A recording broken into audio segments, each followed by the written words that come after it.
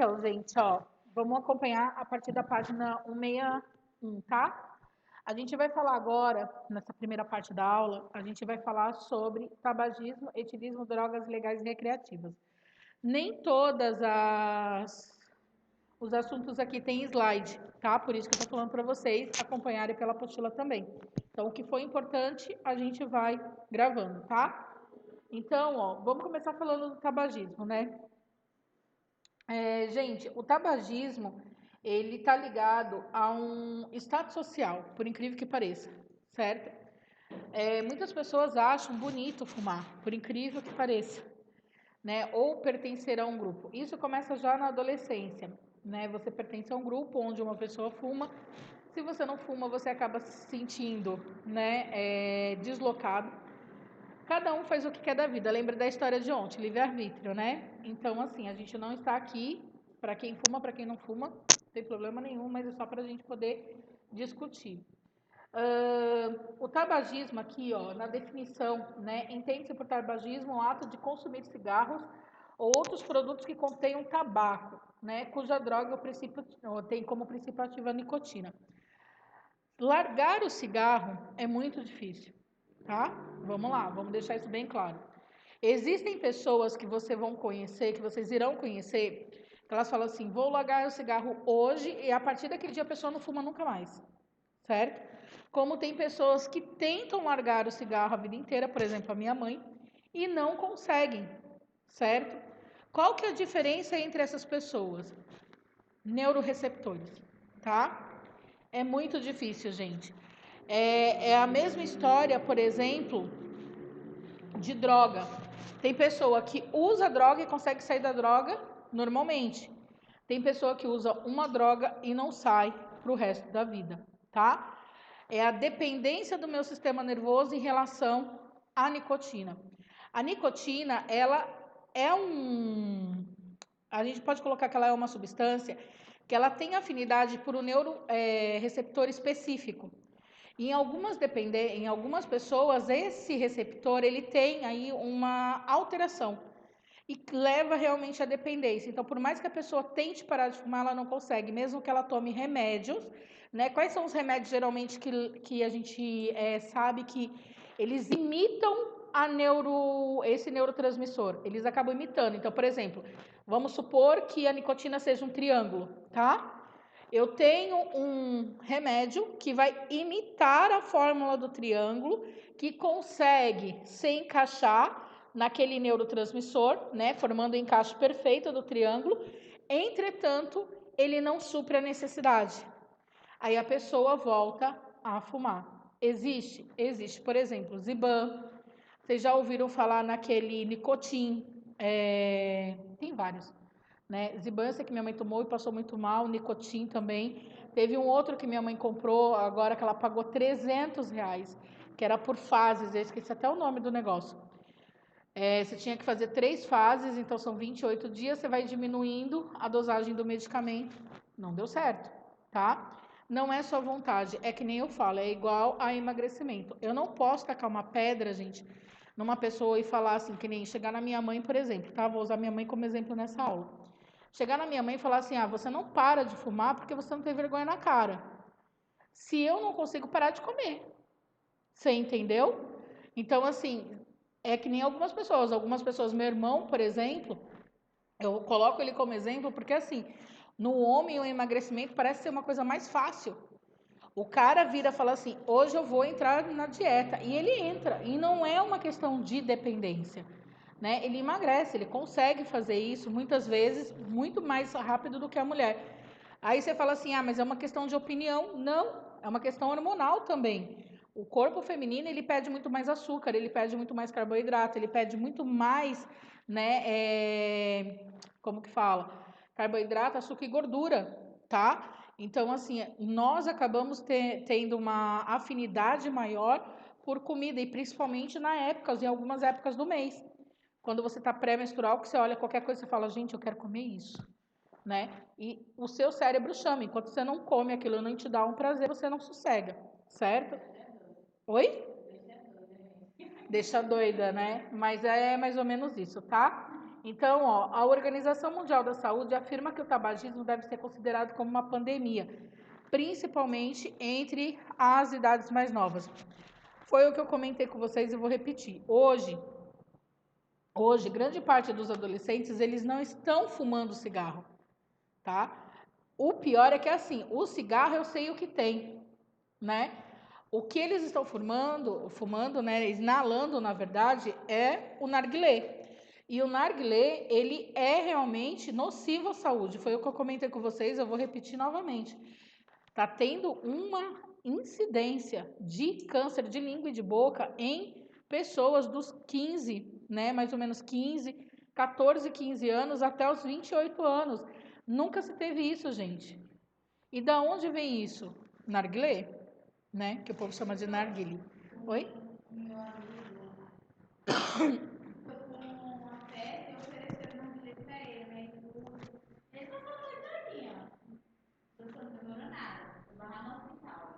Então, a substância do narguilé, gente, que vocês chamam de narguilé, é o seguinte, muita gente fala assim, não é igual ao cigarro, que nem o cigarro eletrônico, tá?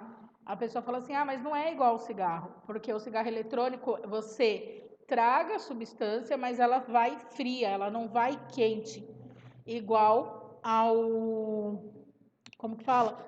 A queima do cigarro, tá?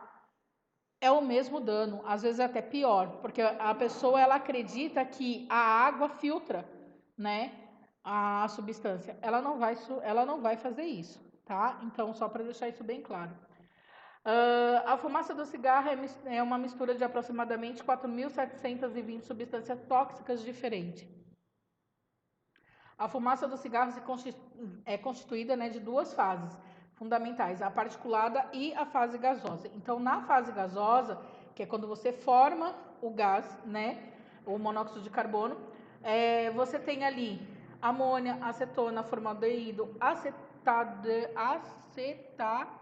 acetaldeído e a acronelina. A acronelina, gente, ela é um derivado daquela naftalina, certo? Ela é um derivado da. Eu não sei se ela é derivado ou se ela é base da naftalina. É um dos dois, eu não lembro direito, tá? E a fase particulada contém a nicotina e o alcatrão. Antigamente, pelo menos há uns 15 anos atrás, era permitida a propaganda de cigarro na televisão, né? Principalmente um dos que mais investiam era a marca Marlboro, onde ela colocava, né, como que chama? Um cowboy, né? No cavalo, tendo lá, vendo pasto, na maior liberdade possível, fumando cigarro. Hoje, a propaganda do cigarro ela é inibida na televisão e, além disso, o Ministério da Saúde ele impôs que todo cigarro tem que vir com uma foto horrorizante, né, na embalagem para prevenir a pessoa. Às vezes, gente, assim, o cigarro vai te matar, o peso vai me matar, né? Uma moto pode te matar, pode, né?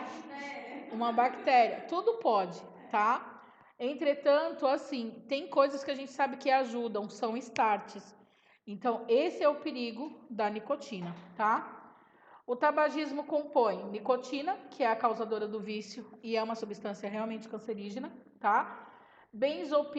Benzopireno, né, que é uma substância que facilita a combustão, existente no papel e que envolve o fumo, por isso que o cigarro não apaga, tá?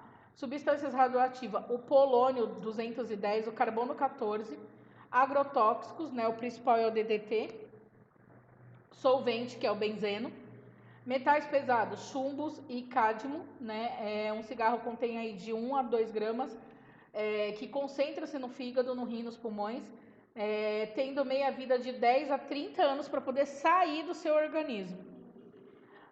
O que leva à perda da capacidade ventilatória dos pulmões. É por isso que muita gente tem a famosa efizema pulmonar, tá? Além de causar dispneia, efizema, fibrose pulmonar, hipertensão, câncer nos pulmões, né?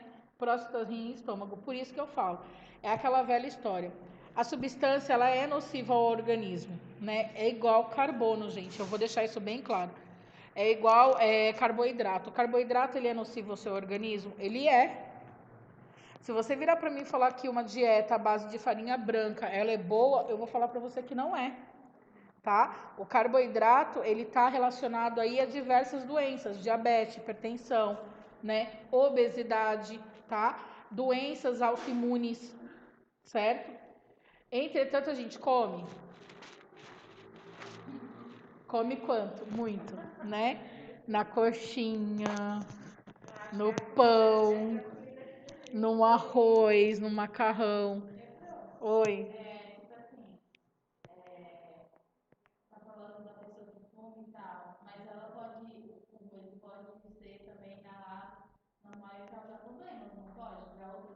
Sim, a gente vai falar disso, tá? A gente vai falar disso. Quem é? Então, a gente vai falar disso, tá? Níquel e arsênico. Isso daqui também é um problema.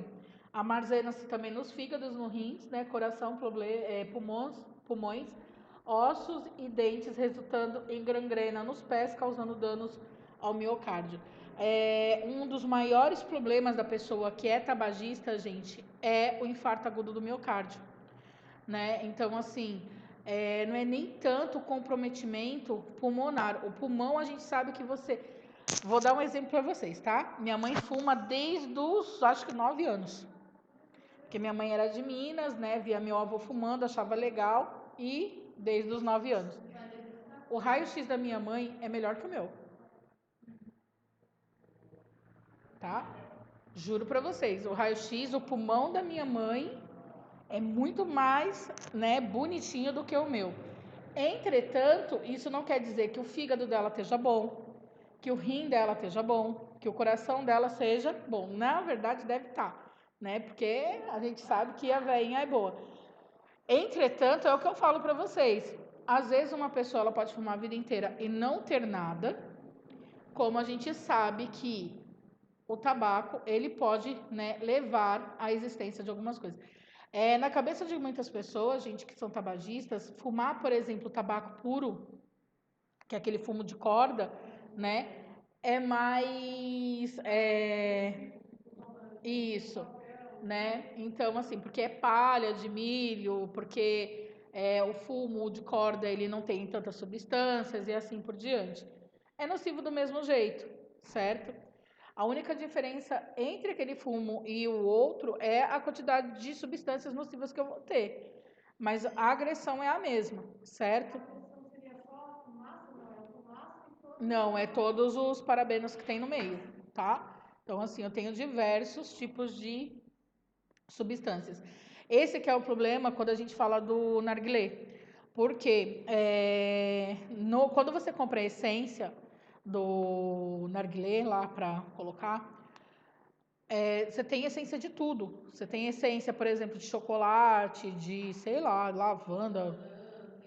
Aí vocês sabem, porque eu não sei, nem chego perto daquilo.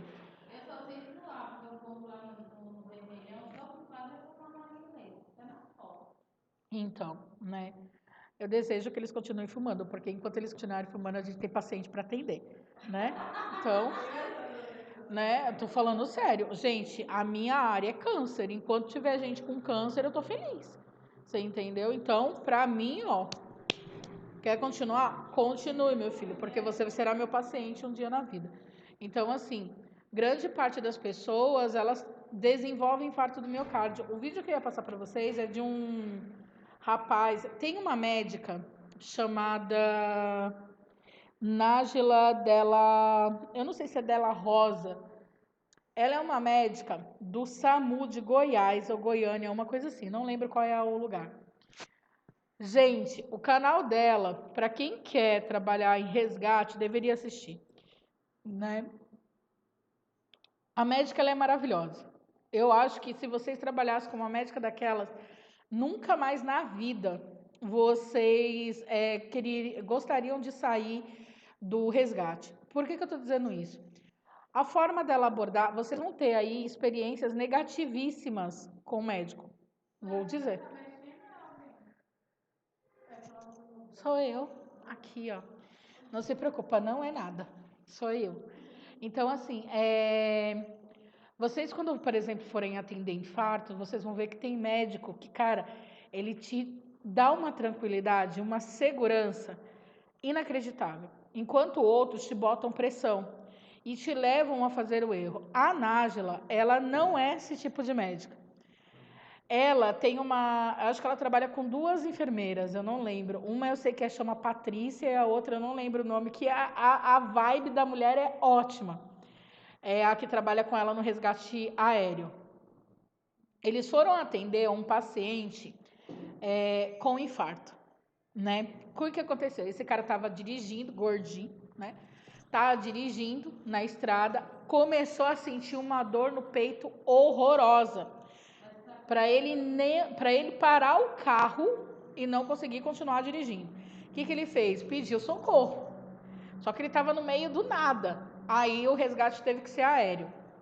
Quando ela chegou, já tinha uma viatura de bombeiros lá, né, dando os primeiros socorros. Eles não mexeram no cara, por quê? Porque eles entenderam que se o cara estivesse realmente infartando, você colocar a mão nele, fazer ele fazer alguma atividade física, é esforço miocárdico, o coração vai embora. E aí o que ela fez? Ela pegou e falou, não, vamos fazer o seguinte, né, vou medicar primeiro, daí essa enfermeira que trabalha com ela, cara, é top. As duas. Ela virava para o paciente e falava assim, ela perguntou o nome, a importância das informações. A hora que o cara começou a sentir dor, se ele era tabagista, se ele era etilista, se ele tinha algum problema de saúde, se ele tomava algum medicamento. E as respostas do cara, só para o tabagismo que veio sim. Aí ela perguntou quantos maços ele fumava por dia e não sei o que e tal. Aí ela pegou e falou assim, olha, eu sou a médica, eu quero que você confie em mim, né? Vai dar tudo certo? Daí achei até engraçado, porque ela falava assim, vai dar tudo certo, mas você tem que confiar em mim. Ela fez morfina, ela fez dolantina, ela fez tramal, que são opioides, medicamentos opioides, para a dor diminuir, para poder tirar o cara do carro, né? E vocês, quando vocês verem o vídeo, eu quero que vocês prestem atenção na forma de atendimento, né? Por mais que ela esteja sob pressão, ela não grita com ninguém. Muito pelo contrário, ela dá informação, ela pede até desculpa quando ela erra alguma coisa. A médica é top. Vocês não vão encontrar esse nível de médico, né? Então, assim, existe médico que quando ele está sob pressão, ele grita com outra pessoa para colocar outra pessoa em pressão para tirar a pressão dele. Você entendeu? Porque aí ele sabe que se alguma coisa der errado, o erro não foi só dele. O erro foi da equipe. Vocês vão trabalhar com vários tipos de médico. Por que eu estou falando disso? Porque a maioria dos pacientes que infartam, eles são tabagistas, por incrível que pareça. Né? Entre 100 pacientes, né, que infartam, 80 são tabagistas, 20 não são, certo? E muitas vezes, quando eles saem do infarto, quando eles conseguem fazer a revascularização, existe um negócio, gente, chamado porta-balão ou porta-agulha, tanto faz, que é o tempo onde você desenvolve os sinais do infarto ou do AVC e o tempo para você fazer, né, o atendimento e levar esse paciente realmente para desobstruir um vaso para não ter tanto comprometimento. Esse tempo é mínimo, é muito curto. E nesse sentido, vocês vão ver que tem muito paciente que já chegam, por exemplo, que estão infartando há um mês. Sentiu a primeira dor, sentiu depois um pouquinho mais e assim por diante. E eles vão tendo reinfartos. E é engraçado porque, assim, que nem a minha avó, ela tem orgulho de dizer que ela sofreu 6 infartos e não morreu. Vocês vão ver que paciente, quanto mais novo o paciente for, mais grave é o infarto dele. Ele não volta.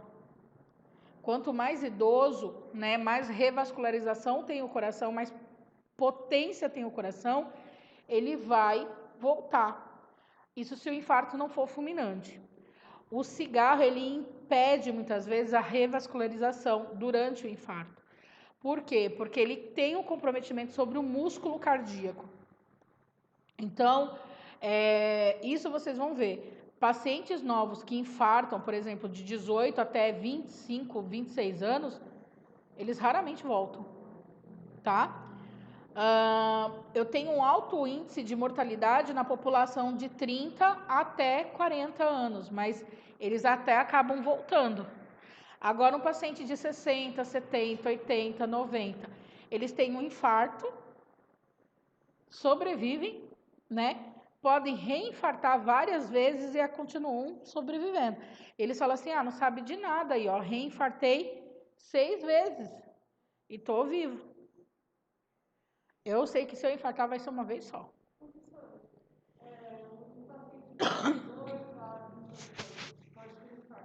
Pode. Vamos dar um exemplo. Você já viu as histórias dos jogadores de futebol que não fumam, né? Mas estão em atividade física e de repente tem infarto no meio do campo? Eles não voltam. São pacientes extremamente novos. Eu estou falando para você em relação ao infarto, não só ligado ao tabagismo, mas aquele que é ligado ao tabagismo, eu tenho 100% de certeza que ele não vai voltar. Tá?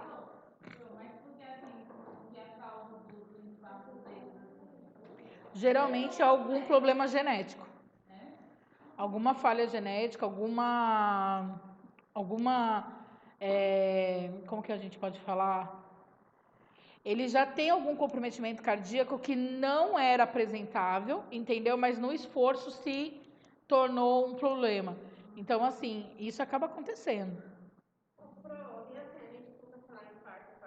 Eu não sei. O que seria o infarto propriamente dito? O que acontece no coração? Então, vamos lá. O nosso coração, quando a gente nasce, o nosso coração, ele apresenta as artérias e as veias coronárias, tá? É que eu não tenho como mostrar aqui agora, mas se eu conseguir depois eu mostro para vocês. Ele tem a artéria e as veias coronárias. Essas veias, elas são únicas, certo? Então, o que acaba acontecendo? O sangue ele é mandado para o coração. Porque assim, o coração ele trabalha com sangue, ele bombeia sangue, mas ele precisa receber também o sangue que ele bombeia. Porque ele é músculo, senão ele fadiga. Conforme a gente vai evoluindo, essas duas ramificações, que seria a artéria e a veia coronária, elas vão ganhando ramos. Então, por exemplo, elas são únicas, mas elas começam a ganhar novas vascularizações. E elas vão, né, adentrando o meu coração. Quando eu tenho um infarto, eu tenho uma obstrução em um desses ramos, geralmente é arterial, que leva sangue, e que não faz com que o sangue ele chegue numa área determinada do meu coração. E aí eu levo a isquemia, a falta de sangue, oxigênio e nutriente. Meu coração, gente, ele precisa, ele é a única máquina que trabalha aqui 24 horas por dia, tá? Então, assim, ele começou a bater lá na vida intrauterina e quando ele parar, eu morro, certo? Quanto mais velho eu for ficando, mais microvascularizações eu tô criando no meu coração. Uma pessoa jovem, ela não consegue geralmente sair do infarto, por quê? Porque o coração dela tem ramos, mas esses ramos eles não são suficientes. Então vamos lá. Imagine o coração como a avenida aqui, Presidente Kennedy. Do lado de lá a gente tem artéria e do lado de cá a gente tem veias, certo? Ok. Se eu tivesse só uma pessoa jovem, só tem a saída, uma ramificação lá no Carrefour, certo? Uma pessoa idosa tem todas as ramificações que são essas ruas. Então, o que acaba acontecendo? Se eu tiver um infarto lá naquele ramo que está lá no Carrefour, eu consigo suprir aquela área pelas ramificações das ruas paralelas. Mas por quê? Porque o meu coração já está mais velho e ele conseguiu criar caminhos que supram aquela área. Então, a minha área de infarto é o quê? Menor. Se eu não tiver isso, se eu não tiver as ruas, quando eu infartar lá no Carrefour, quem vai me suprir? Ninguém. Você entendeu? Então ali eu tenho um grande infarto. Deu para entender assim? Agora eu entendi. Vocês entenderam? Que era assim necessariamente. Então, por isso que uma pessoa idosa, quando ela infarta, ela tem uma pequena área. E, gente, infarto de gente nova e gente, entre mulher e homem são diferentes, tá? Geralmente, o homem ele tem o sinal clássico: dor no peito, dor no estômago, que irradia para o braço esquerdo, certo? A mulher não. Geralmente o infarto feminino vem com dor epigástrica que vai para as costas e ó, pega o braço o quê? Direito. Por quê? Não sabemos, tá? Então assim, pelo menos eu não sei. Mas eu digo para vocês o seguinte, que cientificamente, né, 80%, 70, 80% das mulheres ela tem um infarto não clássico. Então, dor na nuca, dor no peito, né, aquela opressão no peito. A mulher, ela apresenta vômito, coisa que o homem geralmente ele não apresenta, ele sente aquela dor e é paralisante. No vídeo desse gordinho que eu vou mostrar para vocês depois, vejam como que ele fica. A dor ela é tão paralisante que a pessoa não mexe. Ela não consegue se mexer. Por quê? Porque tudo que ela vai mexer, o coração acelera. E se o coração acelera e ele está em sofrimento, eu não tenho aporte de oxigênio, então meu coração vai doer, né? A pessoa vai sentir muita dor, tá? Quando a artéria está entupida. É a mesma coisa, Né? tá? É a mesma coisa. Quando fizer o procedimento. Isso, você tem que fazer cateterismo para poder desobstruir, certo? Então, ó, o níquel e o arsênico, que são substâncias extremamente cancerígenas, né? Eles armazenam-se no fígado, no coração, pulmão, osso, dente, resultando em gangrena nos pés, causando danos ao miocárdio. Você sabe que muita gente comenta que o Bruno Covas, ele teve câncer por causa do cigarro, porque ele era tabagista, tá? Se é verídico, eu não sei. Tabagismo sobre a gravidez. Vamos lá. Ó, fumar durante a gravidez traz sérios riscos para a gestante, como também aumenta o risco de mortalidade infantil, né, e fetal. Esse risco se deve principalmente aos efeitos do monóxido de carbono e da nicotina, né, exercidos sobre o feto após a absorção pelo organismo materno. Estes riscos são aborto espontâneo até a 12ª semana de gestação, tá? Nascimentos prematuros é o mais comum, né? A criança nasce com baixo peso e ela nasce prematura, geralmente aí de 36, 35 semanas. Para a criança não é favorável, gente. Lembra do seguinte, você precisa de amadurecimento. Embora seu corpo já esteja formado a partir dos 6 meses de gestação, seu pulmão é imaturo, tá? Então, o que acontece? Você precisa estar dentro do útero da sua mãe para ter um negócio, uma substância, acesso a uma substância chamada surfactante, que é natural. O surfactante é ele que amadurece o seu pulmão. Não adianta você nascer. Se seu pulmão estiver imaturo, você vai respirar. Só que você não tem alvéolos para fazer a troca gasosa. E aí você entra na insuficiência respiratória aguda. Você acabou de nascer, 2 horas depois você está em sofrimento respiratório. E aí o que acaba acontecendo? Você vai para um tubo, esse tubo ele não embora o tubo ele vá lá manter a respiração, o seu pulmão ainda não tá bom o suficiente. Tem mulheres que quando começam a entrar em trabalho de parto prematuro, o médico ele já entra com surfactante exógeno para tentar amadurecer o pulmão da criança o quanto antes. Aí aquela criança que vai depender de remédio, por exemplo, de corticoide por um bom tempo. Isso também não é favorável, tá?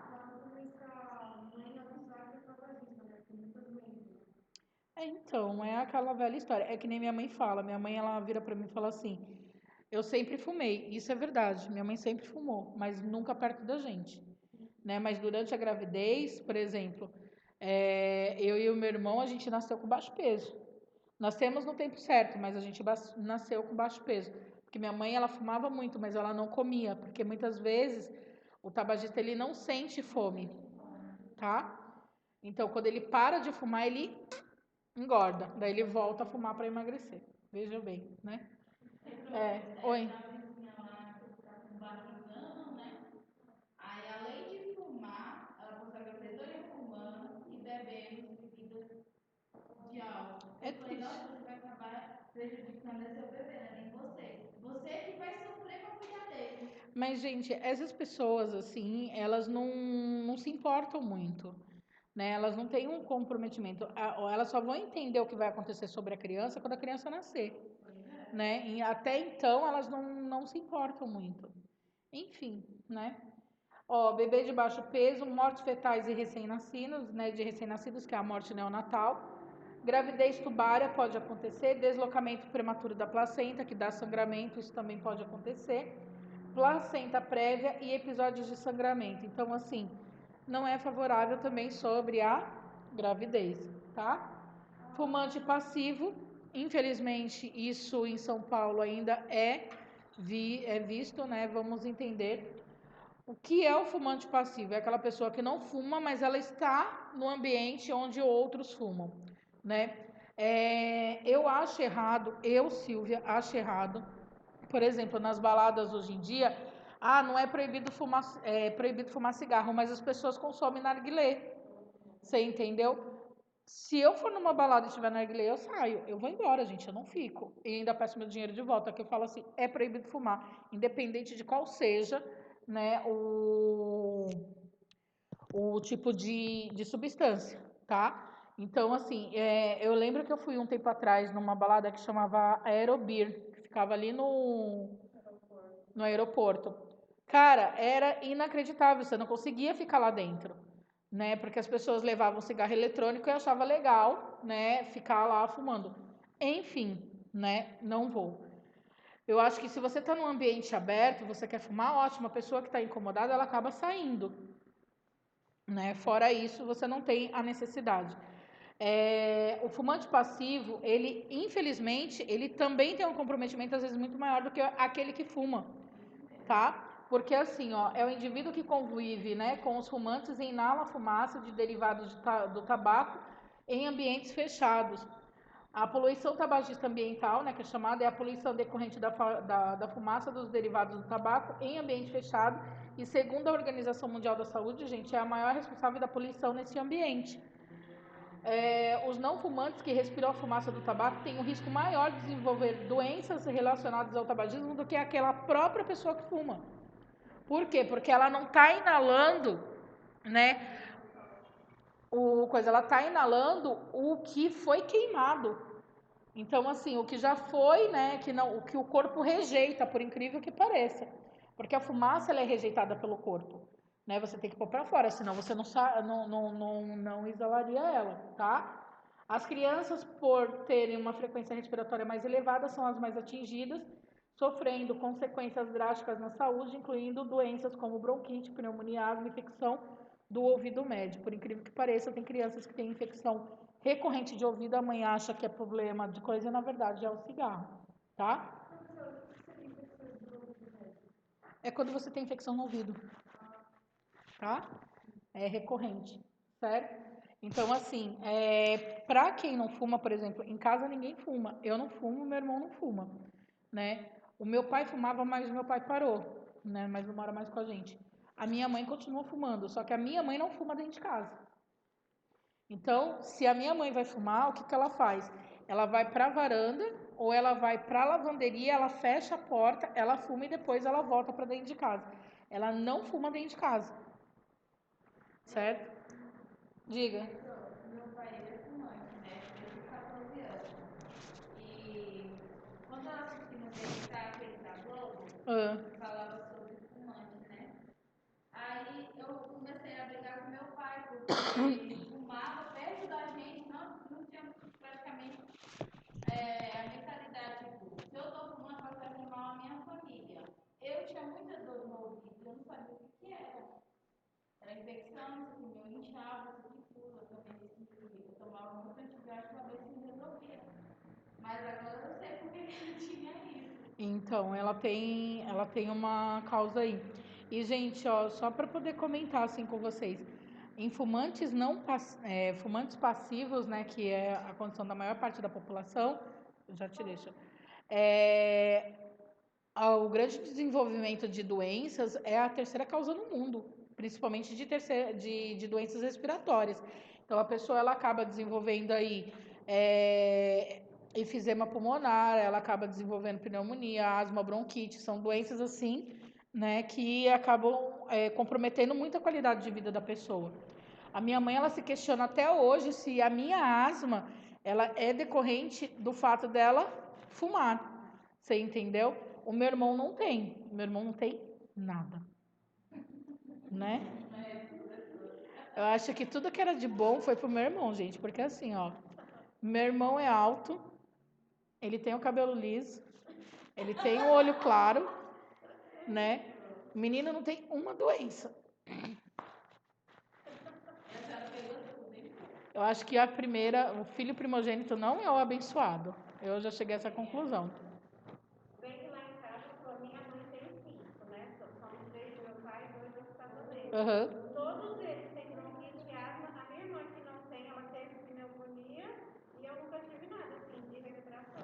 Eu tenho falta de ar nas tranquilidade. Então, assim, tem coisas que não justificam, gente.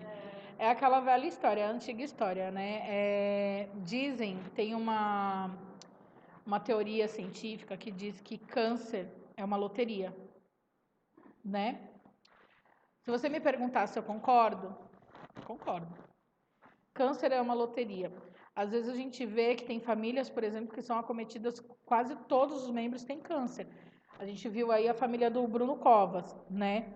O avô dele teve câncer, o pai dele teve câncer, o filho teve câncer. Só que o pai dele não é morto, tá? Muita gente pensou que o pai do Bruno Covas era morto, né, tinha morrido, mas não. Então, assim, você vê que tem um fator genético, mas tem aquelas famílias que ninguém nunca teve câncer. Nunca, não tem nem histórico. E a pessoa tem câncer, tem um câncer agressivo e morre. Né? O que é isso? Uma loteria genética? Mas daí você vai ver o histórico da pessoa. Nunca fumou, vivia numa vida super tranquila, né? Nunca ficou doente, nunca teve nada. Por que ela desenvolveu câncer? Loteria. Né? Deus apontou para você e falou: é você, filho. Acabou. Você entendeu? Então, assim, às vezes a gente sabe que se expor a riscos pode aumentar o meu potencial. Isso quer dizer que eu vou desenvolver? Não. Tá? Pode falar, Érica. Eu sou fumante há 12 anos e eu também, eu não fumo, eu tenho uma filha pequena de 3 anos, mas eu não fumo perto dela, mas pelo fato de estar com o cheiro em mim. Isso pode fazer irritar, levar a irritação, por exemplo, alergias, essas coisas podem acontecer. Eu ainda amamento ela, então ela está correndo todos os riscos de ter todos os tipos de doenças ainda. Sim. Porque a nicotina ela passa pelo leite materno, tá? Então, assim, isso é um comprometimento. Às vezes tem crianças que a mãe fuma tanto durante a gestação que a criança nasce dependente da nicotina. Ela nasce numa irritabilidade gigantesca. Mas aí faz o quê? Não faz nada. Você entendeu? A criança ela nasce extremamente nervosa, ela chora muito, né? Ela tem, às vezes, é assim, gente, ó, deixa eu explicar uma coisa para vocês, talvez vocês não saibam. A criança, quando ela nasce, ela não tem o sistema neurológico dela totalmente desenvolvido. Ela não sabe definir o que é dor. É por isso que a gente fala que qualquer procedimento numa criança dói muito mais do que num adulto. Porque o que para uma criança, né, às vezes a gente sente como uma picadinha, para ela é uma dor imensa. Por quê? Porque o sistema imunológico dela, imunológico não, neurológico dela não está totalmente desenvolvido, e isso faz com que essa criança, qualquer estímulo nervoso, doa 10 vezes mais, certo? Quando uma mãe ela fuma muito, ou quando, por exemplo, ela é dependente de droga, quando a criança nasce, né, ela nasce dependente também. E o corpo dela entende que, a partir do momento que ela cortou o cordão umbilical, a substância não vai vir para ela. Então, ela entende, né, a dor fisiológica, ela existe. Um paciente, quando está, por exemplo, em tratamento, vocês vão ver isso, porque vocês vão passar pelo Hospital Lacan, e no Hospital Lacan, embora seja um hospital psiquiátrico, a maior parte das pessoas que estão lá são dependentes químicas. Vocês vão ver que tudo lá é tudo trancado. Para passar por uma porta, você tem que abrir outra e assim por diante. Parece realmente uma prisão. E que 80% da população que está lá é dependente química. Você vai ver, você vai poder acompanhar a forma como o paciente chega e como ele sai, né? E quando ele sai, quando ele chega, a síndrome de abstinência dele é uma loucura. Ele grita de dor, ele fala: meu corpo está doendo, né? Realmente, ele está em processo de dor. Por quê? Porque o corpo dele não está recebendo aquele neurotransmissor. E isso, né, aquela substância química para aquele específico neurotransmissor. E isso causa dor, gente. Causa muita dor, tá? Então, isso é real, ok? Meu pai passou 3 meses internado. Eu pedia a Deus para sair de lá, eu implorava para Deus que me livre. Até quando fez o tratamento todo, Ó, agora ele não consegue mais trabalhar. Ele é encostado pelo governo. isso é triste, né? Uma pessoa que pode ser produtiva ficar aí improdutiva. Ó, fumante passivo, né? O tabagismo ele tem como causa, né? Ele causa, na verdade, 9 mortes por hora em todo o mundo, né? 80 mil por ano. 90% dos casos de câncer de pulmão tem aí o fator envolvido com o cigarro. 80% dos efezemas pulmonares também tem aí, né? O fator relacionado ao cigarro. 25% dos pacientes que infartam fumam. 40% dos derrames cerebrais têm envolvimento com o tabagismo. 10 milhões de pessoas vão morrer nos próximos 30 anos somente nas Américas devido ao cigarro. E 4 milhões morrem por ano, tá? Aqui, gente, ó, não sei se vocês conseguem ver, né? É um pulmão com efizema pulmonar real, tá? O que eu seria aqui, o que o meu pulmão que deveria ser, né? Vermelhinho, corado, lindo, maravilhoso. E do outro lado, ele com rigidez. Por quê? Porque ele vai ficando fibroso, né? A nicotina, a fumaça quente inalada, ela faz com que a cada vez que eu acendo o cigarro, o meu pulmão, ele queime por dentro. Lembra que o pulmão, ele é uma via que carrega ar. Eu vou tentar trazer, eu juro para vocês, mesmo que eu não dê mais aula para vocês, daí eu marco um dia e vocês vão ver. A gente quando abre um pulmão, você vê que o pulmão ele tem canos dentro, é como se fosse uma rede de água. Sua casa tem água em todas as torneiras, não tem? Mas vaza água? Não, né? O que o meu pulmão é? O meu pulmão é uma rede de tubulação, é a mesma coisa. Só que o ar, o oxigênio, ele tem que chegar na ponta da minha torneira. Só que ele não vem como água, ele vem como ar. E quando você inala fumaça quente, a fumaça ela faz o mesmo caminho. Ela vai até o alvéolo, só que ela vai queimando. E aí você imagine, a cada tragada que você dá, queima processo de recuperação, queima processo de recuperação, queima processo de recuperação. A gente já sabe que grande parte dos cânceres ele vem de lesão, recuperação, lesão, recuperação, lesão, recuperação, certo? Aí, uma coisa que eu quero que vocês entendam. Quando você tem um machucado, né? E aí você começa a tirar a casquinha, vocês já viram, né? Todo mundo já fez isso. Então, assim, se você deixasse o seu machucado cicatrizar normalmente, ele criaria uma cobertura, acabou, cicatrizou. Aí você tira a primeira casca, ele vai criar uma segunda casca. Você tira novamente, ele cria uma casca mais grossa. Toda vez que ele está fazendo isso, ele está tendo células ali que vão ser diferenciadas. O nosso sistema é a mesma coisa. No sistema de recuperação, lesão, recuperação, lesão, recuperação, lesão. As células elas vão ficando diferenciadas naquele local. Em algum momento, uma célula diferenciada pode criar o caráter, né, tumoral. Só que uma célula tumoral, gente, ela é muito difícil de ser vista pelo meu organismo. Lembra do Marcelo Rezende, não lembram? Que era o apresentador da Record, ele teve câncer de pâncreas. Eu digo para vocês que câncer de pâncreas é uma assinatura, né, de atestado de óbito, porque é muito raro uma pessoa sair de um câncer de pâncreas. O que acaba acontecendo? Ele tentou uma medicina alternativa, que foi até questionada na época, que ele parou de comer, eu não sei se vocês lembram disso. A médica que estava cuidando dele foi processada. Vocês lembram disso? Alguém lembra? Então eu vou contar rapidamente aqui para vocês poderem entender. O Marcelo Rezende era tabagista, tá, gente? Para quem não sabe. Quando ele descobriu o câncer no pâncreas, ele sabia que o câncer dele era extremamente agressivo e que ele já tinha tomado, né, grande parte. Como que ele descobriu? Um dia ele foi tomar vinho e ele viu que o vinho não tinha o mesmo gosto, porque é um dos sinais do câncer de pâncreas, né? Ele modifica o seu paladar. Ele falou, eu fui tomar vinho, não tinha o mesmo gosto. Eu fui comer, a comida não estava boa, né? Ele falou, tem alguma coisa errada comigo. Daí o que ele fez? Foi no hospital e descobriu o câncer lá no pâncreas extremamente enorme.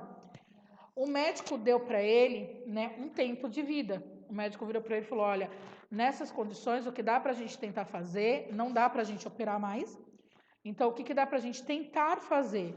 Né? Tentar diminuir o avanço da doença. Só que você tem aí, né, o seu tempo de vida estimado em 6 meses, no máximo. Ele foi procurar, ele não ficou contente com aquilo, ele foi procurar uma medicina alternativa. Existe na ciência uma teoria que não é mentira, é verídica, de que eu consigo matar um câncer de fome. Tá? Por quê? Porque todas as células, independente se elas sejam tumorais ou não, ela precisa de alimento. Só que aqui a gente tem uma desvantagem. Enquanto uma célula, tá? Vamos colocar dessa forma. Enquanto uma célula normal, sei lá, demoraria 24 horas para duplicar, uma fazer duas, duas fazer 4 e assim por diante, a célula tumoral, ela faz isso em 2 horas. Então, cada célula tumoral vai se multiplicando a cada 2 horas. Então, a cada 2 horas você tem 2, depois de 2 horas você tem 4, depois de 2 horas você tem 8 e assim por diante. Por isso que o câncer cresce muito rapidamente. E ele procurou essa médica. E essa médica virou para ele e falou o seguinte: olha, a gente não vai mais alimentar o seu corpo. A gente vai dar só sais minerais que são, né, minérios. Ele começou a fazer uma dieta de pó, gente, que era minérios, que era importante para o corpo dele continuar sobrevivendo. Entretanto, não, né, alimentaria o câncer. Talvez tivesse dado certo? Sim, se ele tivesse numa condição clínica melhor.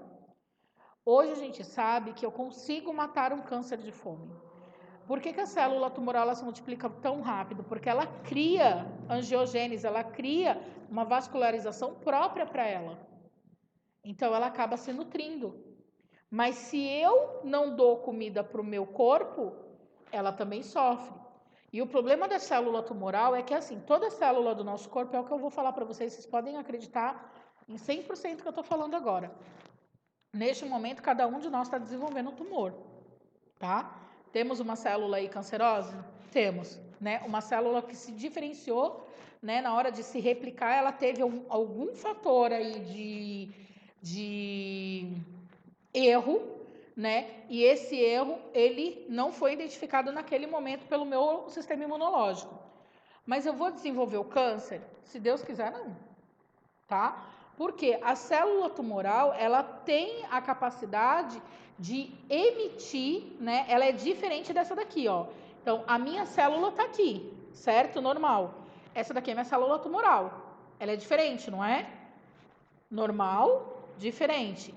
A célula normal, ela emite para o meu sistema imunológico que ela é normal. A célula tumoral, ela também vai tentar emitir para o meu sistema imunológico que ela é o quê? Normal. Por isso que eu falo que o câncer, ele é oportunista. Porque no dia que você estiver doente, o seu sistema imunológico, ele não vai conseguir identificar essa célula tumoral. O estresse leva a baixa imunidade. Gravidez leva a baixa imunidade. Algum tipo de doença leva a baixa imunidade. Só que a célula tumoral está lá. Se o seu organismo ele não enxerga essa célula, como que ele mata? Ele não mata. E aí você desenvolve o quê? Câncer. É muito complicado isso. Vocês entenderem isso de uma forma simples é difícil. Mas o que eu quero que vocês entendam é o seguinte: neste momento, todas as suas células estão se dividindo. Pode ter erro? Com certeza vai ter. Principalmente da pele. A pele de todos os cânceres é o mais comum. Porque ela é que se multiplica. Se você passar a mão aqui, sai célula. Certo? Entretanto, você está desenvolvendo câncer? Não. Por que você não está desenvolvendo? Porque o seu sistema imunológico está bom e ele é capaz de reconhecer aquela célula como imprópria, embora ela seja própria, ir lá e matar ela. Como que ele mata? De fome. Certo? Então, ela consegue fazer isso. Mas quando que ela vai conseguir fazer isso? Quando o sistema imunológico estiver o quê? Bom. Está favorável, está lá presente para você e aí você não vai ter problema algum. Certo? Deu para entender o que eu quis falar? Espero que vocês tenham entendido. Oi. Aquela que também está assistindo jornais, né, noticiário e tal. Eu estava assistindo na Record, um jornal, à noite, sobre mulheres grávidas. Como é que elas engravidam, né? A maioria estava antibiótico, né? E estava tomando um anticoncepcional. Ele estava com uma infecção, algo assim do tipo. E entre elas, a maioria estava tomando antibiótico e estava mostrando o efeito do anticoncepcional. Então, o antibiótico, ele não corta o efeito do anticoncepcional, ele diminui. O único antibiótico que é capaz de cortar o efeito do antibiótico realmente é a rifampicina, tá? É o único. O restante, ele diminui o efeito. Mas ele diminui o efeito como? Em 40%, 50% e assim por diante. Mas isso é só com antibiótico? Não, é com qualquer medicamento. Uma dipirona tem o potencial de diminuir o efeito do anticoncepcional em 40%. Então, se você toma... No DIU de cobre. Oi? Um DIU de cobre. Independente. Ele consegue diminuir o efeito, tá? Porque ele é hormonal. Então, se você tem aí problema hormonal, ele vai acabar comprometendo. Então, é só para vocês saberem, tá? Fumante passivo, ele tem aí o comprometimento. Agora, a gente vai falar um pouquinho do etilismo, certo? Jovens também. Você gosta de beber? Eu não bebo, eu não fumo. Você gosta. Quem toma aí cerveja de vez em quando? Ah, vocês duas, criatura do mal, eu já tenho certeza, né? Tenho certeza que as duas bebem. E você, Gabriel? Gabriel, você não toma? Não? Você? Eu não tomo. Não? Vocês não bebem. Então, assim, ó, brincadeira. A gente sabe que quando a gente está no meio social, geralmente o social em si, ele te leva ao contato ao álcool, né? Festa, eu bebo para ficar alegre, certo? Às vezes o álcool ele está presente até na mesa, por exemplo, o vinho, mas eu não extrapolo a taça de vinho, né? Eu tomo aquele vinho e acabou. Entretanto, hoje o consumo de álcool pela população jovem, ela é priorizada. Se você for numa festa e não tiver cerveja, no mínimo cerveja, você não está feliz, né?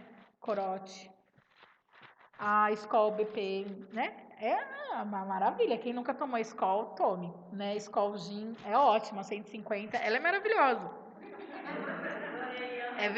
Não estou falando para vocês em casa tomarem, tá? Tô deixando isso bem claro, vou gravar aqui, né? Mas para quem já experimentou a 150, a Skol 150, ela é maravilhosa, gente. Aquele negócio parece suco. Ele não parece álcool, tá? Com gelo, então você toma aquilo que você fala, gente, eu não tô sentindo nada. Daqui a pouco realmente você não tá sentindo nada. Oi? Ou então as batidas, né? Batida eu não gosto, por incrível que pareça. Eu gostava muito de batida e de caipirinha. Caipirinha eu nunca gostei, cachaça eu nunca gostei, mas, gente, tequila é uma maravilha. Então, assim, tequila e vodka é comigo mesmo. Mas, assim, eu bebo não pra me matar, né? Eu acho que a gente tem que saber a hora de parar. Qual que é a hora que você vai parar quando seu mundo tá girando? Mentira. Mentira! Tira isso da gravação. Vamos lá. Então, assim, não é por aí, tá? A gente só para quando o nosso mundo gira, né? Daí você fala, tô passando mal. Tem até uma... Ai, eu acho que a internet voltou. Deixa eu mostrar isso daqui pra vocês, peraí. Se voltou, a gente já vê. Vou colocar no meu Face. Eita, Silvia! Desculpa aí, gente, que tá em casa. Gravação, erros de gravação. Peraí. Deixa eu ver se voltou aqui. Porque no computador ali voltou.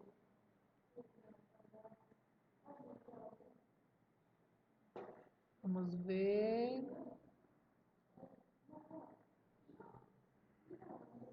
Eu vou esperar um pouquinho, mas eu acho que ele voltou. Porque ele estava dando sinal de rede. Agora aqui não está dando sinal de rede. Não sei porquê, deixa eu ver. De repente, né, vai que funcione. Tinha até hoje, eu não sei se vocês já viram, uma... Ai, como que fala? Tava no Facebook. Uma mulher que ela tá encostada no muro com uma garrafa de cerveja e eles colocam assim, garrafa de cerveja pesada pra caramba. Não sei se vocês já viram. Ela tá até torta de tanto que ela bebeu. né? Ela não consegue andar, gente, de tanto que ela bebeu. É inacreditável. Aí não entrou aqui, não sei porquê, ali tava. Enfim, né? Depois, se eu achar também, se entrar aqui, a gente coloca aqui para vocês verem, tá? Então, ó, vamos falar um pouquinho de etilismo, né? O consumo de bebida alcoólica é estimado e romantizado. Por quê? Para uma noite boa precisa ter o quê? Champanhe, né? Na nossa sociedade. A ponto do mesmo ser frequentemente associado na mídia à juventude, beleza, bem-estar, sucesso pessoal e propriamente o que? Sexo. Você quer ver como isso influencia? Anitta é embaixadora, né, nacional e, na verdade, mundial da escola, certo? Ela foi contratada, gente, isso não é mídia. Ela foi contratada para ser representante da escola 150, né? Não só da 150, ela tem uma bebida batizada como Anitta. É dela, né? Então, assim, a marca é dela, certo? Por que eles fizeram isso? Jogada de marketing? Porque o povo que assiste a Anitta, ele vai de uma faixa de 9 anos, porque temos aí, né, como que chama? O show das poderosinhas, né? Então, vai dos 9 anos até que idade? Mais ou menos 50 anos. Olha o tamanho do público de Anitta. Você acha que é pequeno? Não, né? Então, assim, eles associam, por exemplo, a bebida alcoólica ao verão. Você já viu a propaganda Vai Verão, né? Quer dizer, então, se você está na praia, você tem que consumir o quê? Bebida alcoólica. Se você está no carnaval, você tem que beber o quê? Bebida alcoólica. Né? Raramente você vai ver alguma propaganda dizendo para você beber água, tá? Sempre vai ser bebida alcoólica. E sempre está relacionado à juventude, à beleza. Você não vai ver nenhum velhinho tomando pinga e eles falando, toma velho barreiro, né? Você não vai ver. Você vai ver um cara jovem, bonito, que toma velho barreiro, tá? Ou as mulheres de biquíni dizendo que se você beber... Gente, vamos converter um negócio aqui, né? Você já se viu bêbado? Numa gravação? Já? Você acha que você realmente está no seu estado normal? Né? Você acha que você faria aquilo no dia a dia, mas você achava na sua cabeça que está tudo bem, né? No outro dia, que depois da gravação rola... E as fotos são as piores, né? Porque parece que você foi fotografado no seu pior momento. Aí você fala, meu Deus do céu, quem foi que postou essa foto? Eu não estava assim, você estava assim, né? A última vez que eu bebi, não faz muito tempo, eu não estava com beber muito, eu não aguento. Mas a última vez que eu bebi, eu nunca bebi cerveja, sempre tomava caipirinha, bate essas coisas. Eu inventei de beber Skol Beats, falaram pra mim que era gostoso, eu acho que eu tomei 3 garrafinhas. Mas foi suficiente para eu não saber que me deram banho. Aí eu não bebi mais, então não bebo, aí eu acho que foi muita coisa. Então, às vezes, gente, quando a gente tá bêbado, a gente perde a noção da realidade, tá?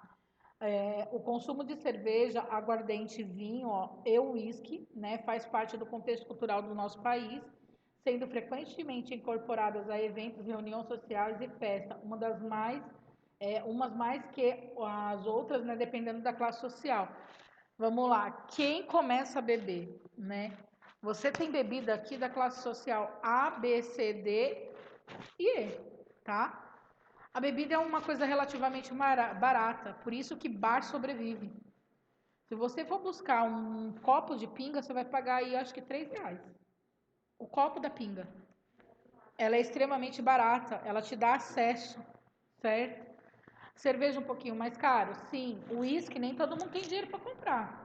Eu tenho um aluno da manhã que ele virou para mim e falou assim, professor, eu fui numa balada de domingo para segunda, eu tô podre. Eu tomei três copos de uísque. Eu virei e falei, eu fiquei surpresa dele estar vivo, né? Não podre, mas vivo. Não sei como ele conseguiu chegar na escola, né? Isso pode acontecer? Pode, gente, tá? É uma realidade, tá aí, a gente sabe que acontece, infelizmente acontece. As pessoas, elas se tornam dependentes da bebida porque a bebida, ela é barata em si. E uma coisa que eu vou falar para vocês, não é incomum vocês verem pacientes que estão em abstinência tomar álcool 70 puro, tá? Ele pega álcool 70%, o álcool que você faz asepsia no paciente, ele vira aquilo, ou até vidro de perfume. Não é brincadeira, tá? Eles tomam realmente aquilo, por quê? Porque aquilo vai suprir a necessidade dele. Naquele momento de desespero, é aquilo que ele tem. Mas isso é o que ele tem, tá? Então, ó, cerveja tem um preço aí relativamente barato, agora vende o litrão, né? Para nossa felicidade. Oi?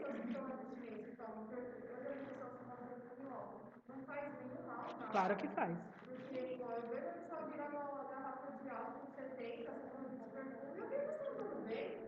Faz muito mal, tá? Não é uma coisinha fácil de entender, não. Ó, consumo de cerveja, então aguardente, né? Vinho não é uma coisa barata, embora aí tenha como que chama? As adegas que vendem vinhos de pêssego, vinho de não sei o que não são relativamente caros. A gente tem aí aquelas garrafinhas de... Esqueci o nome daquilo, né? Jurupinga. Parece jurupinga, mas é a menorzinha. Como? Não é pitulha, não. As duas devem saber. Aquelas pequenininha. Gabriel, fala aí. É corote aquilo? Deve ser aquilo, né? Corote que é barato, gente. É R$5 aquele negócio. Certo? Mas aquilo tem um potencial de álcool gigantesco. Tá?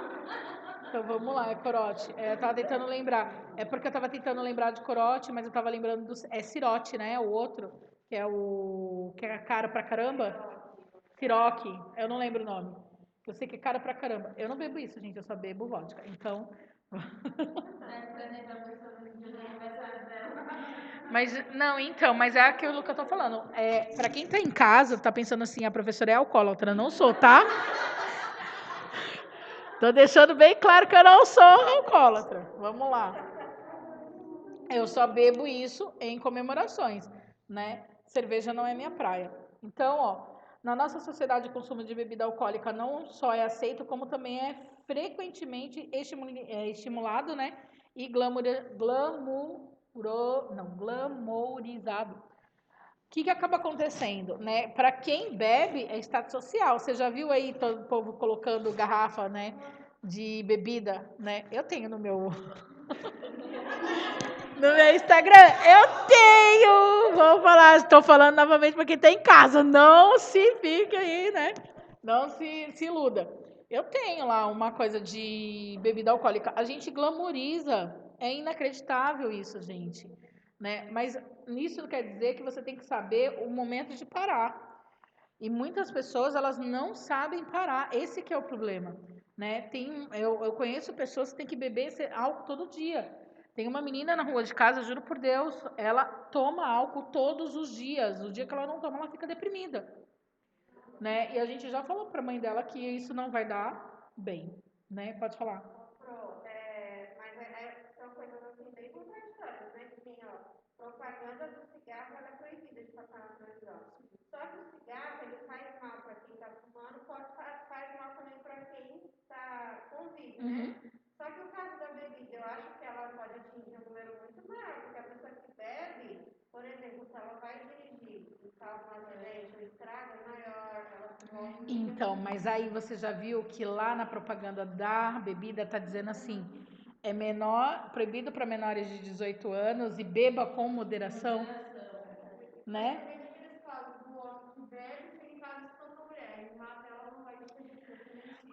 O álcool, ele é encorajador. Então, vamos lá. O que acaba acontecendo? Acho que eu comentei até isso aqui com vocês ontem, mas eu não lembro se foi com vocês ou se foi com a turma da manhã, não lembro.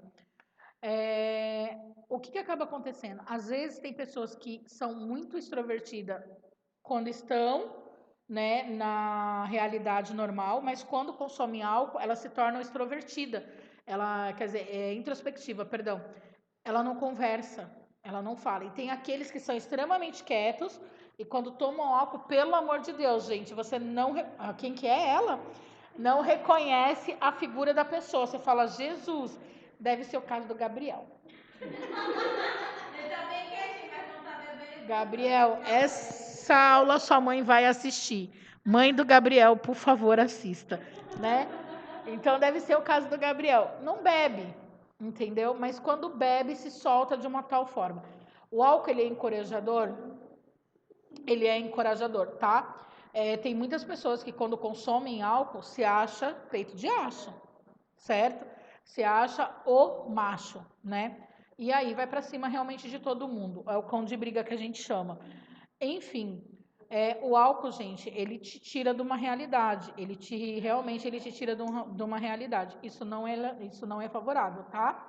Então, ó, consideramos um drink, né? A medida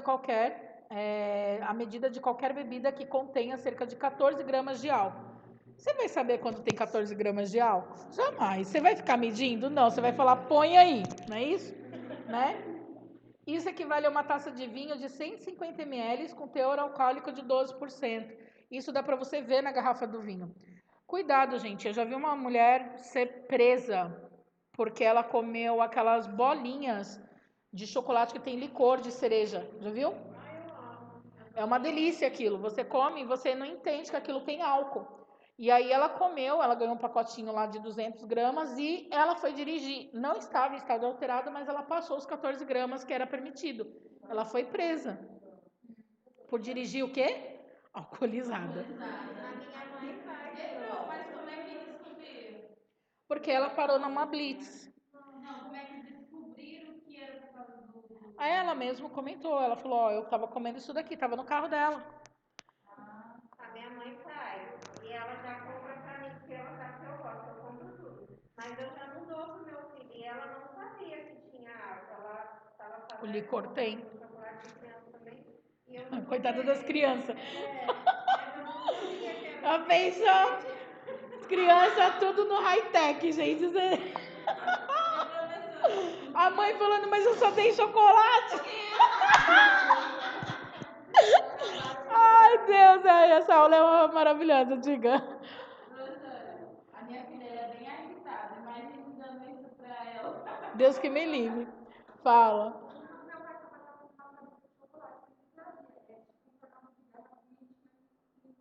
Que fábrica? Ai, gente, tinha uma fábrica perto de casa chamada Tati, que ela mudou de lugar e ela vendia. A gente na porta da escola, era na porta da escola. Como eu amava aquilo. Eu entrava só para comprar. Né? E era barato, eu acho que uns 100 gramas dava o quê? R$1, R$2. Eu falava, meu Deus. Eu ia assistir a aula, acho que alcoolizada. Mas eu comia tudo. Era muito bom. Então, mas a gente tem que tomar cuidado, tá? Então, ó, veja só. Uma taça de vinho, então, de 150 ml, ó, equivale ao teor alcoólico, né, de 12%, tem 14 gramas.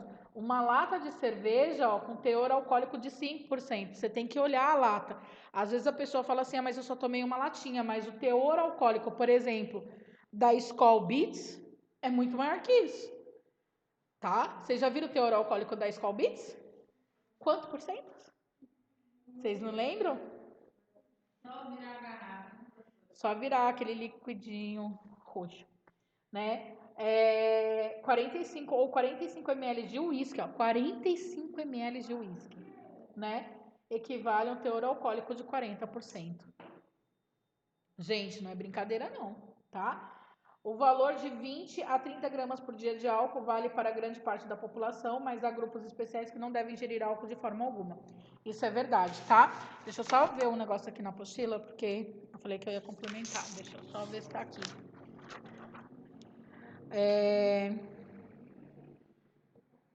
Aqui, ó, na página 164. Eu não vou acompanhar porque a garrafinha virou e molhou o material. Tá. Ó, vou ler aqui para vocês, tá? Ele diz assim, ó. O álcool é uma droga que, se consumida em excesso, pode provocar inúmeros problemas de saúde física, tá no segundo parágrafo, tá? Física e psicológica. em vez de trazer o bem-estar e sucesso sugerido pela publicidade, né? Porque ele te dá a publicidade, ela te joga como se você beber, você vai ter uma noite maravilhosa, né? Pode destruir famílias e vidas profissionais. Poucos sabem dessa estatística, mas 1 em cada 3 homens que consomem bebida alcoólica o fazem de modo excessivo. Considera-se que o consumo aceitável de bebida alcoólica é aquele que não é diário e não ultrapassa a quantidade de 20 gramas de álcool de um único dia para mulheres e de pessoas idosas, né? Ou 30 gramas de álcool por dia para homens. Vamos converter isso, né, numa linguagem popular. Daí aqui está o negócio.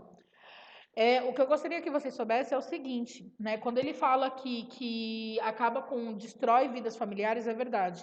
Vocês podem ver que a maior parte dos acidentes graves, né, de trânsito, a pessoa estava alcoolizada. E geralmente ela perde a noção.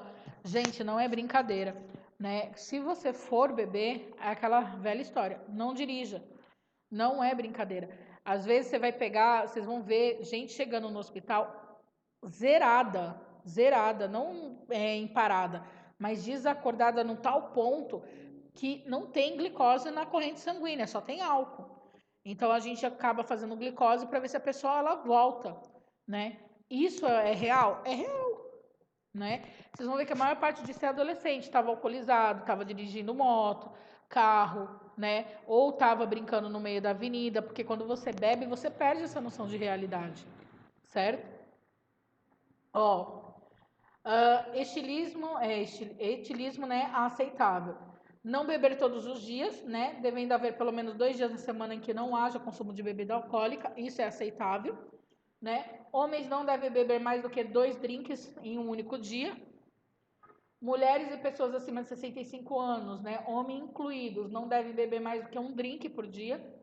Em uma sociedade que estimula, né, o álcool e divulga poucos dados sobre seus malefícios, os números acima podem parecer exagerados, né? Que foi o que eu falei para vocês.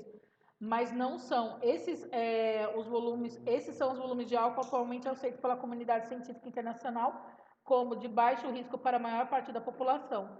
Com esse padrão de consumo de álcool, há pouca chance de surgirem dependências, problemas, né, pessoais aqui ou danos para órgãos como fígado, coração, pâncreas e cérebro. Um dos maiores impactos sobre o etilismo é a internação compulsória, quando a pessoa ela é internada contra a própria vontade, e a cirrose crônica, né? Isso a gente sabe que acaba acontecendo ao longo da vida.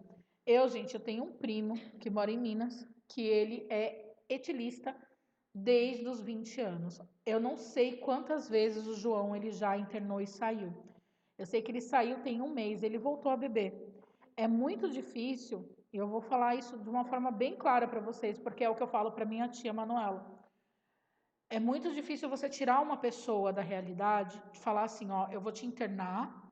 Enquanto a pessoa está internada, ela não tem contato, ela está lá no meio da natureza. Eu não sei se vocês já viram clínica de reabilitação por etilismo, tá? Geralmente, eles colocam essas pessoas num lugar assim que tem natureza, né, que tem atividades para essa pessoa fazer, mexer com a terra, para que a mente dela distraia.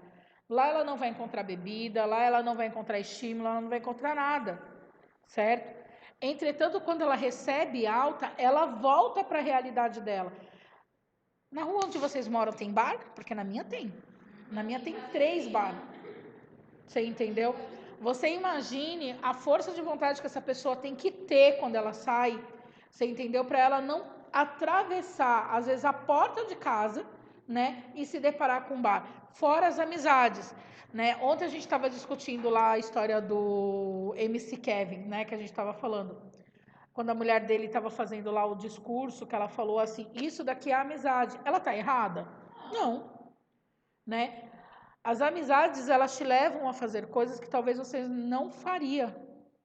Então, às vezes, a única coisa que eu achei do erro daquela mulher que ela falou assim, que homem casado não tem vida, não tem a mesma vida, não, como que ela falou? Com homem solteiro. Cabeça, cada um livre-arbítrio, né? Mas o que eu falo para vocês é o seguinte, quando você está no meio de uma roda de amigos, você acaba sendo estimulado a fazer uma coisa que você não quer. Isso é ruim. Porque, por exemplo, é que nem a história do cigarro. Se tá todo mundo fumando, alguém vira para você e fala, dá um trago aí, cara, experimenta. E às vezes você fala assim, meu, eu não quero. Daí todo mundo vai falar, meu, é careta, nem oferece. Sou careta? Sou careta. Tá? Então, eu acho que a gente tem que aprender a dizer não. Né? Nem tudo que todo mundo está usando é bom pra gente, certo? A história do drink, do álcool, também vai. A gente vê aí muita gente levando Boa Noite Cinderela, né? Muita gente sofrendo estupro, né? Por estar alcoolizada. Eu conheço mulher que bebe muito mais que homem. Juro por Deus, a pessoa ela é de derrubar, de cair, tá? Então, assim, a gente tem que entender que isso é uma realidade, certo? E cuidado vocês jovens, né? Se você chegar alcoolizado ou, né, em ressaca no hospital para trabalhar, você vai ser mandado embora, tá? São características que todo mundo vê, certo? Então, cuidado. Não podem consumir álcool. Quem? Grávidas, né? Pessoas com passado de alcoolismo, pessoas com histórico familiar de alcoolismo, pessoas com antecedente de AVC hemorrágico, pessoas com doença no fígado, pessoas com doenças no pâncreas, pessoas com doenças cardíacas, principalmente insuficiência cardíaca. Por quê? Porque o álcool, ele leva a um edema, ele leva uma concentração aí de líquidos, né? E seu coração está insuficiente, lembra disso, tá? Consideramos um etilista moderado, aquela pessoa que bebe álcool, mas o faz de forma esporádica ou de pequena quantidade, como 1 a 2 drinks por dia, no máximo 5 dias não consecutivos na semana. O que isso quer dizer? É uma pessoa que é etilista moderado, é aquela que bebe todo final de semana. Você bebe todo final de semana? Porque se você beber todo final de semana, né, mais de uma lata de cerveja, você já na verdade já é etilista. Você pode não saber, mas você já é considerado etilista. Por isso que eu comentei com vocês das redes sociais. Quando você vai fazer uma entrevista de emprego, não minta. Se a pessoa virar para você e falar assim, você tem o hábito de sair, de se divertir, de fazer alguma coisa, e você falar não, e ela puxar a sua rede social, mesmo que a sua rede social esteja trancada, as empresas ela têm acesso a dados, né? Cuidado com isso, porque ela vai lá na sua foto e vai ver você com um copo de cerveja na mão, você nas baladas, você fazendo um monte de coisa. Você acha que ele vai te contratar? Ele não vai, gente. Certo? Hoje a gente tem aí um serviço de recursos humanos nas empresas que são ninjas. Vocês não sabem o que é isso, tá? Então, cuidado com o que você posta, né? Cuidado com as fotos, cuidado com aquilo que você coloca na rede social. Ah, mas a rede social é minha, é privada. Você faz o que você quiser da vida. Novamente, livre-arbítrio. Mas depois não reclame, né? Que você não quer, que você não consegue emprego, tá? Ah, eu não passo numa entrevista. Mentiu. Simplesmente isso, mentiu, tá? Cuidado. Consumo pesado de álcool, né? Etilista pesado é aquele que bebe álcool em excesso, ou seja, em quantidades sabidamente prejudiciais ao organismo. Ele até entende que ele não pode beber, mas ele não consegue parar. O consumo excessivo de álcool expõe o indivíduo a um risco elevado de desenvolver problemas relacionados à bebida, como o alcoolismo em si, câncer ou disfunções de órgãos importantes, tais como o fígado, coração ou mesmo o próprio cérebro, tá? A definição do consumo pesado de álcool pode variar dependendo da fonte bibliográfica, mas em geral, né, aceita-se as seguintes definições. Então, consumo de 7 drinks por semana para mulheres. Se você beber uma cerveja por dia, você já é alcoólatra. Lembra da história da minha vizinha, tá? Ou 14 drinks por semana para homem. Então, ele toma de manhã e toma de noite. Ou toma na hora do almoço e toma de noite. Certo? Ou toma os 2 à noite. Pelo menos uma vez por semana, né? Consumo de mais 3 drinks em um único dia para mulheres. Ou mais de 4 drinks em um único dia para o homem. E um episódio de embriaguez por semana. Ficar embriagado alguma vez na vida, todo mundo vai ficar. Se você não ficou, você vai ficar, não se preocupe, né? Mas você ficar embriagado sempre não é legal, gente. Você foge de uma realidade que você não precisa, tá? Então, tomem cuidado em relação a isso. Aqui, ó, na apostila, na página 164, ele até coloca assim, ó. nem todo etilista pesado torna-se um alcoólatra, torna-se um alcoólico ou alcoólatra, né?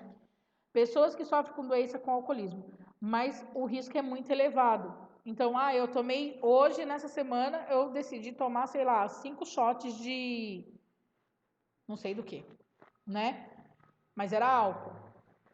Eu sou alcoólatra? Não. Mas eu sou etilista? Eu sou, tá? Você é etilista pesado? Depende da minha frequência. Faço isso toda vez por semana, eu tenho que ver a minha frequência, tá? Ao contrário, né? O contrário quase sempre é verdadeiro. Os alcoólatras, né? Frequentemente preenche critérios para alcoolismo pesado. As pessoas com dependência de álcool costumam ter um padrão de consumo de álcool destrutivo, né? Que está associado a 3 ou mais dos seguintes. Eu vi uma reportagem na TV onde a mulher falava assim: eu não tenho nada para comer em casa. Mas quando o repórter abriu a geladeira dela, tinha cerveja. Tinha uma garrafa de tinha um engranado de cerveja, tá?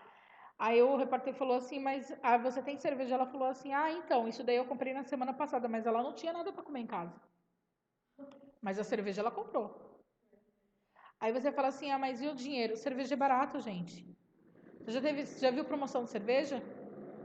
Você já viu promoção de refrigerante? Promoção de refrigerante é mais caro. Se você for comprar 1 litro de refrigerante, né? Olha só que loucura. Parece brincadeira, mas não é. Você é capaz de você encontrar uma promoção de 6 latinhas de cerveja, por exemplo, por R$ 7,99, mas você não encontra de 2 refrigerantes por R$ 7,99. Você entendeu?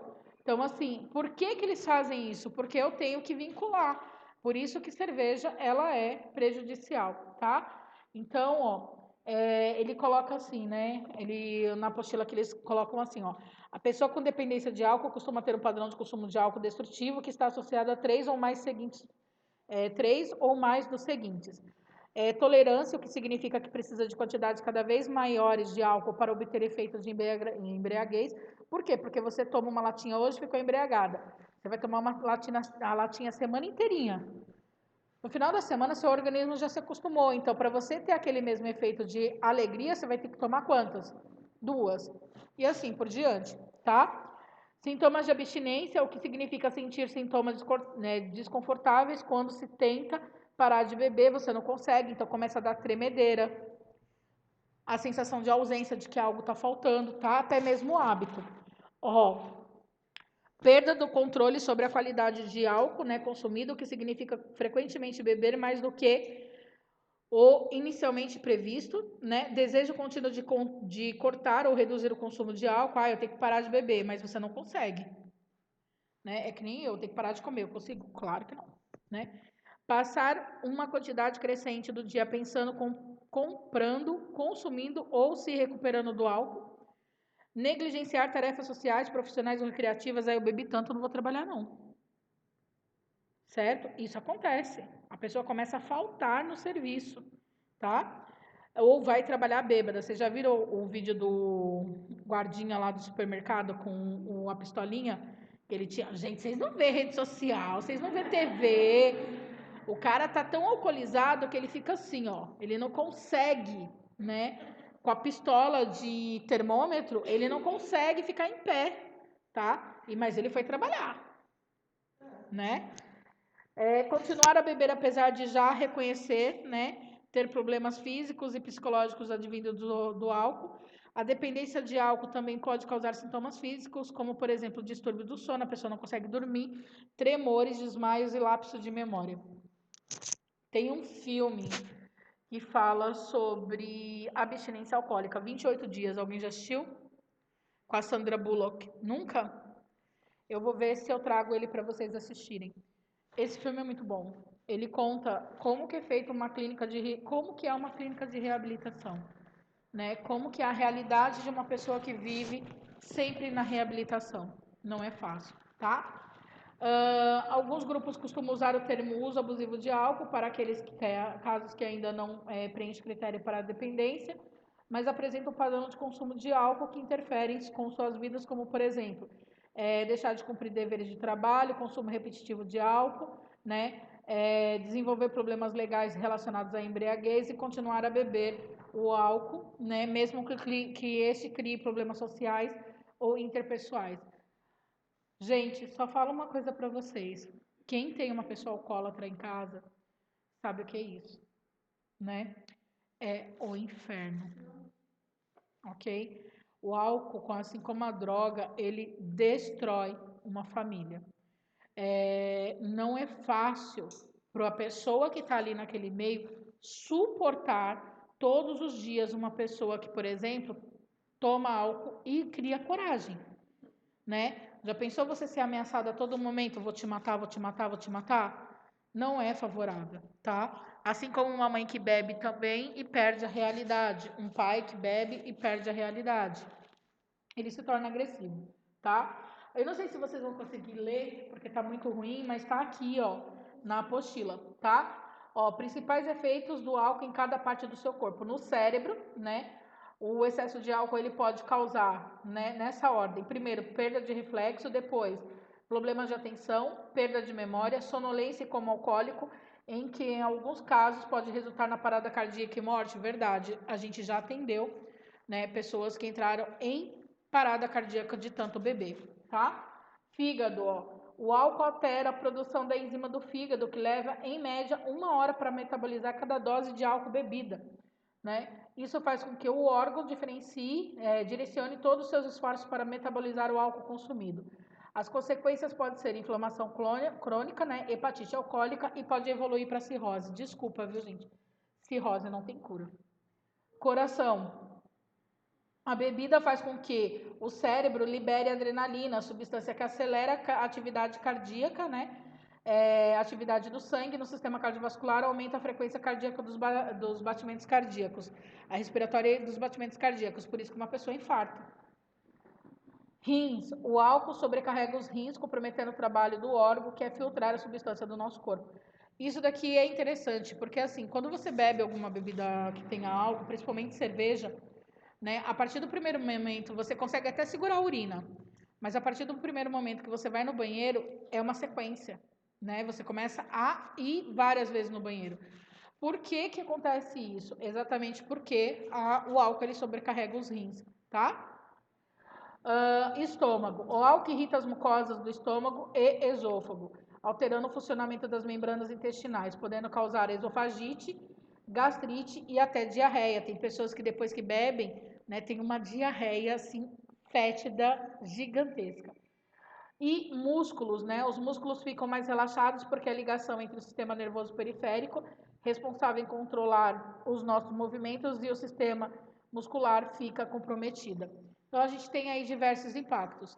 Quer uma dica? Eu vou falar para vocês o que um professor universitário falou quando eu estava me formando. Quando a gente foi ter a aula, ele virou e falou assim: o negócio é o seguinte, gente, vou deixar uma coisa bem clara para vocês. Querem beber? Bebam, né? Eu não sou o pai de vocês, eu não estou aqui para controlar ninguém. Entretanto, quando você beber, lembre-se de comer e beber água. Porque a maior parte das pessoas, quando elas bebem, elas não comem. E você precisa de açúcar no seu sangue, você precisa de carboidrato para se transformar em açúcar. Tem gente que pensa que o álcool ele vai virar açúcar no sangue. Ele vira açúcar, mas ele realmente ele te compromete. Se você beber 2 cervejas, 1 copo de água e comer alguma coisa, você não fica alcoolizado. Você pode repetir isso numa sequência. Então você bebe, come, né, e toma água. Bebe, come e toma água. Você não vai ficar alcoolizado, porque você está fazendo, né, uma hidratação no seu corpo. Ah, mas não é beber 1 copinho de água, é beber meio litro de água, certo? A grande parte da pessoa quando vai para balada, e isso também é bem interessante, se você for para uma balada, você vai entender que lá eles vão vender para você cerveja, mas a porção de comida é cara. Eu não sei se vocês já viram isso, provavelmente vocês já viram. O álcool em si, a cerveja custa R$10, mas uma porção de batata custa, sei lá, 22, 30 reais, dependendo do lugar. E não é uma porção grande, é uma porção desse tamanho. Por que que eles ganham com isso? Porque eles entendem que a pessoa ela vai deixar de comer para consumir mais o quê? Cerveja. né? Isso acaba acontecendo. Então, assim, peça água. Começa antes de beber, peça água. Você vai ver que você vai ter um futuro bem melhor, tá? Deixa eu ver se voltou aqui. Espera aí. Não vai voltar tão cedo. Meu Deus. Vamos lá. Agora, ó, a gente vai começar a falar de drogas, tá? As drogas, algumas a gente já viram. Outras, assim, vocês já conhecem, então, né? Não porque vocês experimentam. Obviamente, espero que não. Né? Mas porque vocês já ouviram falar em algum momento da vida, tá? Existem drogas ilegais, existem drogas recreativas. Professora, drogas por diversão? Vamos entender, né? Existem diferentes razões pelas quais as pessoas procuram as drogas recreativas, né? Umas buscam relaxar, outras querem dar uma animada na balada, né? E há quem use para se sentir aceito em determinados grupos. Muita gente também se envolve com drogas na tentativa de fugir da vida cotidiana, quer fugir da realidade, né? Droga. Mesmo que momentaneamente, tá? No entanto, o prazer proporcionado por essa substância pode custar muito caro à saúde e à vida social do usuário. Com certeza você já conhece alguém que teve aí problema com droga, que você chama essa pessoa de quê? Drogado, né? Além de tudo, a pessoa ganha o estigma, tá? Que já teve algum problema desse prejuízo, né? Com perda de emprego, afastamento de pessoas queridas e problemas de saúde. Aqui a gente tem um comportamento ainda pior. Por quê? Essas pessoas que geralmente elas são consideradas drogadas, a família não quer perto, né? É rara a família que aceita ou que acolhe a pessoa dentro de casa novamente. Por quê? Porque ela se sente oprimida. Porque a pessoa que usa droga, gente, ela tem uma ligação direta com o traficante, né? Então, se ela usa droga, ela tem uma ligação direta com o traficante. Aí a mãe vai questionar alguma coisa, acaba até morrendo por uma brincadeira dessa, né? Então a gente sabe que isso não é legal, tá? A gente vai falar aqui um pouquinho das drogas, né? As principais drogas recreativas que a gente tem aqui e os seus efeitos. Eu vou colocar só aqui para a gente poder ver, ó, o perigo das drogas recreativas e a gente vai abordar cada uma das drogas. Então, ó, drogas recreativas é um termo usado para descrever substâncias legais e ilegais. Droga recreativa pode ser um cigarro, tá? É uma droga lícita, ela é vendida. Se vocês forem para o Chile, vocês vão chegar na rua do Chile, tem gente vendendo cigarro de maconha. É legal. Você pode, por incrível que pareça, gente, você pode no Chile, chegar no Chile, você vai encontrar um monte de gente vendendo cigarro de maconha, mas você não pode tomar bebida alcoólica no meio da rua. Se você sair andando com uma latinha de cerveja no meio da rua no Chile, juro por Deus, não estou falando isso porque eu não vivenciei. Vivenciei. Se você pegar uma latinha de cerveja e sair na rua, que nem a gente sai aqui bebendo, você é preso. Você pode consumir bebida alcoólica? Pode, dentro dos bares, dentro dos estabelecimentos. Maconha você pode consumir em qualquer lugar, entendeu? Mas bebida alcoólica você não pode. Por que disso? Eles baixaram a lei depois que uma menina foi atropelada, né, por um cara que estava extremamente alcoolizado. Então, eles colocaram a lei. A partir de hoje, ninguém bebe mais no meio da rua. E isso é vigente. Não faz muito tempo, não. Faz uns 3 anos que eu fui para lá. É mais ou menos 3 anos. Tá? Então, assim, é recente isso.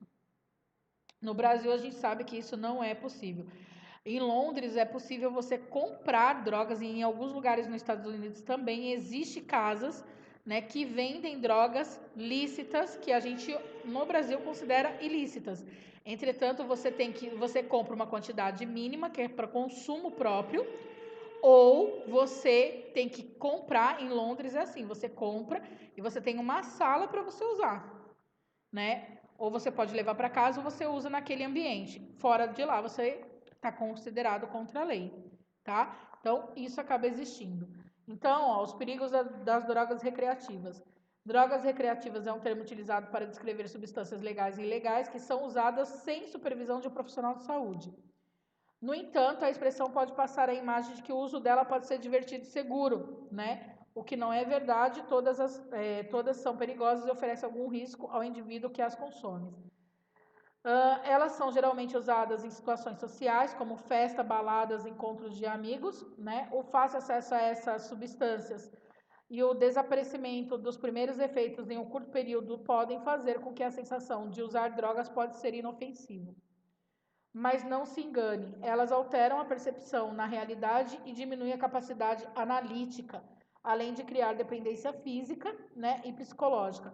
O uso contínuo de drogas recreativas pode levar ao vício e consequências mais graves, como os danos neurológicos, desenvolvimento de doenças mentais e perda dos dentes e esterilidade. Aqui a gente vai começar a falar do êxtase, tá? Deixa eu só ver o negócio aqui. 16. Vocês querem fazer o intervalo? Pode ser? Daí, quando a gente voltar, a gente já fala do êxtase, pode ser? Então, faça o intervalo e depois, na volta, 15 minutos de intervalo e a gente volta falando do êxtase.